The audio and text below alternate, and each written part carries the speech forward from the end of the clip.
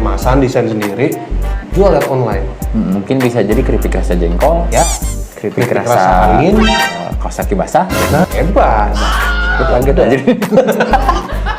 Subscribe.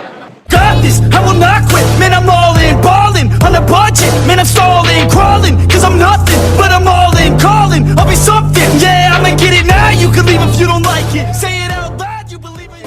Dalam acara Ngobras, ngobrol santuy, gue ditemani dengan Bro Hestu. Yo. Jadi gini bro, ngebahas tentang industri kreatif.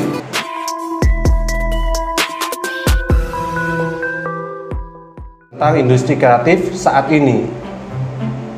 Industri kreatif. Kalau industri kreatif secara global sebenarnya untuk sekarang lagi turun banget ya. Lagi turun banget ya. Lagi turun banget, hampir semuanya kayak fashion, perfilman, mungkin segala sesuatu sekarang lagi benar-benar nggak ada kegiatan. Tapi gini bro, setahu gua industri kreatif itu suatu industri yang seakan padam lah istilahnya. Kenapa sekarang seperti terkesan loyo sekali nih? Ini gimana nih bro? Sebenarnya kalau dibilang loyo sih nggak, banyak orang-orang kreatif yang emang akhirnya bikin karya dari keterbatasan. Maksudnya kayak ada beberapa YouTuber yang bikin konten di rumah aja ataupun lagu. Tapi untuk beberapa scene kreatif benar-benar bingung. Iya. Maksudnya benar-benar bingung karena memang kan nggak boleh berkumpul. Dan rata-rata yang namanya scene kreatif itu kan emang berkumpul sama orang ya. Interaksi lah. Gitu Berinteraksi sama orang, bertukar pikiran. Cuma kalau misalnya untuk posisi sekarang sih memang benar-benar berhenti dulu lah untuk sekarang gitu.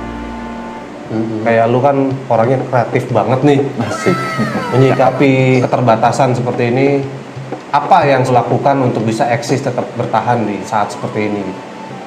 Kalau misalnya gua sendiri sih berusaha ngelihat sisi positif ya, ngelihat dari sisi positifnya. Ini pasti berakhir kok, entah kapan gitu. Iya, teman kita nggak tahu ya. Nggak tahu Akhirnya ya. kapan nih, atau kapan beres-beresnya. Bisa sebulan lagi, bisa 2 bulan, bisa. Jadi stay positif aja sih sebenarnya, sama nyari peluang biar bisa lebih kreatif. Zaman sekarang gampang banget. Kalau zaman dulu bener-bener harus niat tuh, misalnya nyari gambar tuh, bener-bener harus niat. Kita ke warnet, kita nyewa dulu, ataupun misalnya bisa ya ngobrol-ngobrol sama temen yang akhirnya dia bisa ngasilin karya. Kalau sekarang kan gampang banget, dari handphone juga udah bisa lah gitu, gampang. Oke, bentar bu, gini. Kalau lu tadi bilang sekarang itu lebih gampang seharusnya ya. Seharusnya. Kenapa yang dulu-dulu tuh lebih oke? Karya itu lebih bagus, lebih unik, usianya lebih lama dibandingkan sekarang. Gimana tuh menurut lo menyikapi hal seperti itu? Karena perbedaannya dulu sama sekarang ya, kalau dulu ada perjuangan. Lu kalau misalnya mau belajar gampang deh, misalnya salah satu software yang emang banyak dipakai sampai sekarang juga banyak dipakai di mana-mana. Corel Draw deh. Lu ngomongin Corel Draw.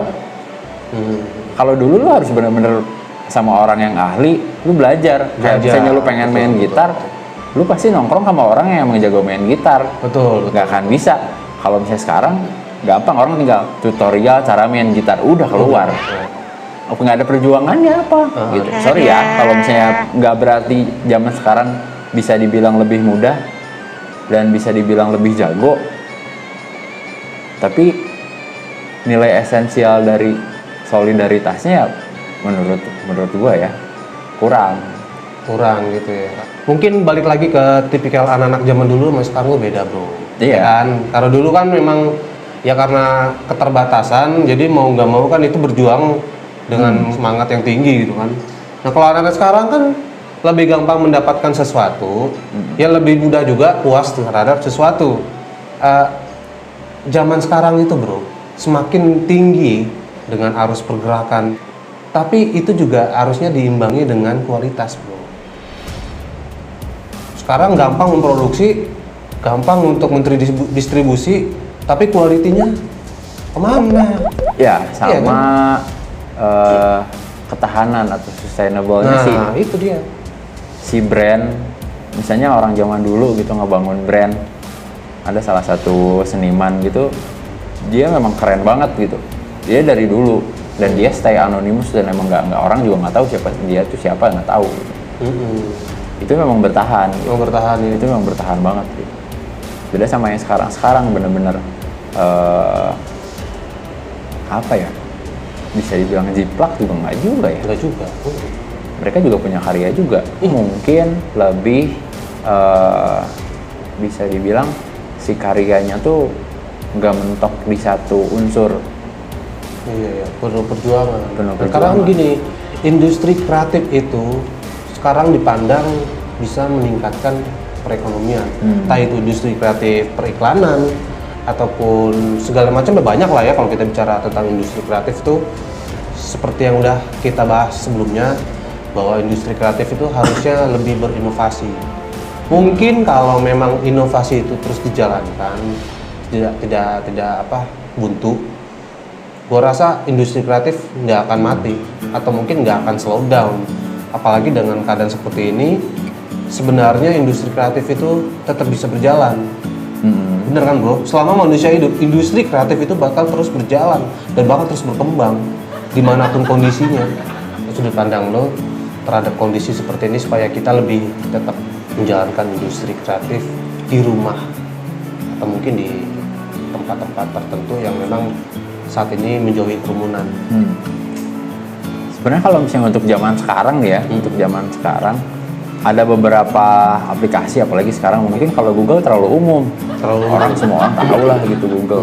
Cuma kayak misalnya kayak aplikasi kayak Pinterest gitu yang emang di situ memang bener-bener buat fotografer, videografer, terus ilustrator, atau orang-orang yang suka vektor yang lain-lainnya.